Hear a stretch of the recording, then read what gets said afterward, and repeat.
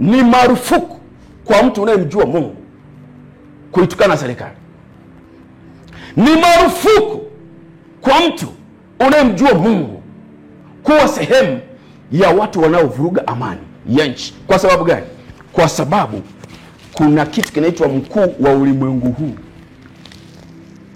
Yule mkuu wa ulimwengu huu ndiye aliyeshikilia mifumo yote iliyoko duniani.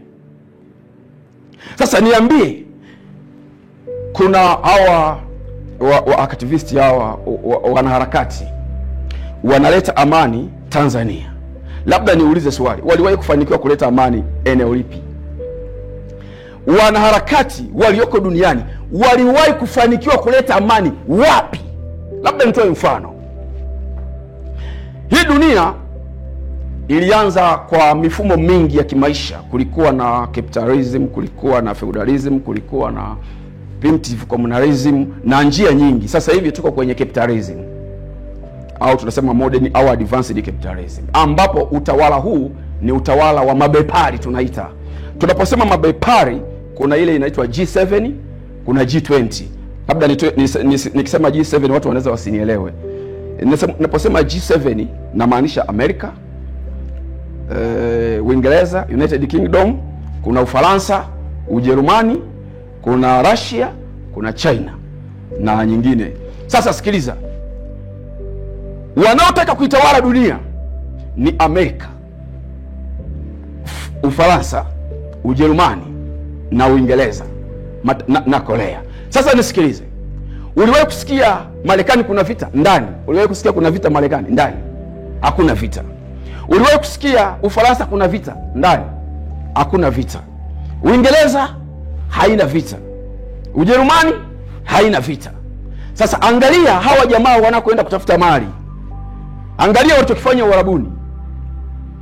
Yaani nchi za Uarabuni kila siku ni vita. Mafuta yanachimbwa kule lakini hakuna amani. Magaidi wamejaa kila taifa. Angalia mataifa ya Afrika. Toka wameanza kutafuta amani Libya, waliwahi kufanikiwa? Toka wameanza kutafuta amani Nigeria, waliwahi kufanikiwa? Kwa sababu wanapotaka maslahi kwenye taifa, wanatumia kila mbinu. Wanatumia kila mbinu. Na wanakuja kama peaceful mind. Wanakuja kama watafuta amani. Lakini mfalme akasema nyuma yao kuna kuwa na agenda. Na ndio maana ukisoma kitabu cha Danieli, anapoongelea vita ya nyakati za mwisho, hajataja rais yeyote pale wala serikali. Anasema mfalme wa kaskazini na mfalme wa kusini. Alafu anasema kutakuwa na Gogu na Magogu, na yule mkuu wa ulimwengu atawachochea waende Yerusalemu kupigana. Hakuna serikali hapa. Manake unapoongelea serikali unaongelea mwanadamu mwenzako. Ni binadamu mwenzako mwenye mapungufu kama wewe, anahitaji maombi. Kipindi kile mfalme unatoa ule unabii, sikujua kama haya mambo yatimia haraka kiasi hiki. Sikutegemea kama yangetimia haraka kiasi hiki. Sasa angalia, ukitaka kujua kwamba mifumo ya duniani imetawaliwa na mapepo, imetawaliwa na mashetani, na maombi yako ndio uponyaji wa taifa, angalia mtu anapotaka kuwa mtu maarufu, anaenda Freemason. Haendi serikali, anaenda Freemason. Kwa bwana, mimi ni muigizaji, nataka kuwa superstar labda kama Kanumba. Uliwaeleza siku ya press conference ya wafanya biashara pale Rozana Hotel. Ukitaka kuwa mtu maarufu, unaenda Freemason, unaandikishwa. Ukishaandikishwa, wanaanza kupa masharti yao, unaenda kuwa mtu maarufu duniani. Kwa nini? Kwa sababu wewe mwenyewe unajua anayetawala duniani nani? Ni shetani. Mkuu wa ulimwengu nani? Ni shetani. Kwa ukiona vita inanyemelea Tanzania, ujue Tanzania kuna agano. Kuna sanduku la agano Tanzania, ambapo wakati Israeli ilipokuwa taifa teule, kila mtu aliangalia Israeli ili akalipige. Sasa Tanzania ikishakuwa mzeituni wa Bwana, kila mtu anaiangalia Tanzania. Na ndio maana mtu mmoja akauliza, hivi watu wanaomuita kiongozi dikteta, kwani rais wa Uganda ana miaka mingapi madarakani? Rais wa Rwanda ana miaka mingapi madarakani? Haya, nani wapi hapa, Sudani Kusini, yule jamaa anamtendaje yule makamu wake anachomfanya. Somalia mpaka leo haina amani. Wamefanikiwa wapi? Wamefanikiwa eneo gani?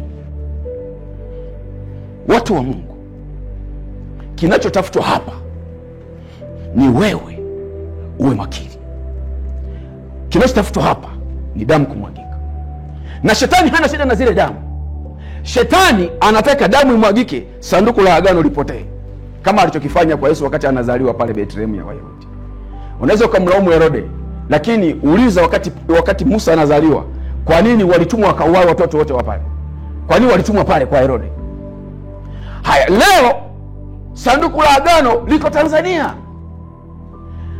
Tunaangalia kwa macho, mambo yanaibuka na sisi tunayaendea kimwili, wakati tumekwisha kuonywa miaka miwili toka ule unabii umetoka, miaka miwili kabla, kwamba Tanzania itaenda kumwaga damu. Na mwaka jana tukafanya makongamano ya kuzuia kumwagika damu, na ukawaambia maaskari pale local stemo kwamba ziko mbinu za kiroho za kumjua mhalifu kabla jaji, pengine ndio wanazotumia sasa hivi. Mako uliziweka wazi pale, pengine kwa sababu kwanza hata kule Mbinga ambako ulimwambia Senator Agnes amuombe yule Oses, ndiko jamaa waliko fanya mambo yao. Tumeelewa sawa sawa? Bwana Yesu asifiwe. Sasa niwaombe kitu kimoja, hii sio dini kama mnavyoichukulia. Huyu ni ufalme wa Mungu uliodhihirishwa ulimwenguni, lakini sio lazima ukubali, kwa sababu hata Yesu hakukubalika. Hata Yesu hakukubalika. Tunamkubali leo kwa sababu alikufa. Pengine vizazi vijavyo ndio vitakavyokuja kukubali, sio wewe leo. Kwa sababu gani? Tukiwa katika mifumo ya kuzimu, tukidanganya tunatafuta maisha. Sikiliza, tuliishi kwa kujihangaikia sisi ili tufanikiwe, tufe tupotee. Mungu akishazihirishwa, usitafute tena wewe. Tafuta Mungu kuitawala dunia. Tafuta Mungu kuipata dunia yake. Sasa pale, kuanzia asubuhi mpaka jioni, pambana kulipeleka kusudi la Mungu. Bwana Yesu asifiwe.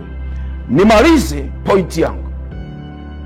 Mwingine anaweza akasema, sasa sisi tunaingilia masuala ya siasa, au tunaingilia masuala ya kiutawala, au pengine mifumo ya kidunia. Ngoja nikwambie, si waliogundua umeme, aliyegundua umeme hiyo elimu hakuitoa darasani.